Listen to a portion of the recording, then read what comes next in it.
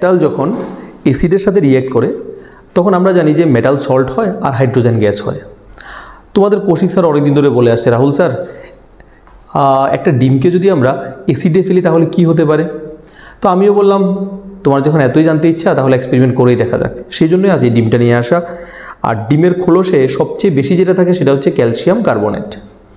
এবার ক্যালসিয়ামটা হচ্ছে metal part, আর আমরা এই যে বিকারে নিলাম নাইট্রিক অ্যাসিড। এবার এই নাইট্রিক অ্যাসিডে আমরা ডিমটাকে ফেলবো, দেখব কি হয়। ঠিক আছে, তাহলে সবাই একটু ভালো করে খেয়াল করে দেখো। কৌশিক স্যার তুমি মোবাইলটাকে কাছে নিয়ে আসো, দেখবে এখানে কতগুলো বুদবুদ উঠছে। দেখবে এক সময় এই ডিমের খোলসটা আর থাকবেই না।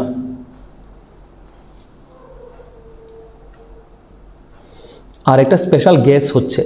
এবার তোমরা সবাই বলবে যে এই গ্যাসটা কি গ্যাস।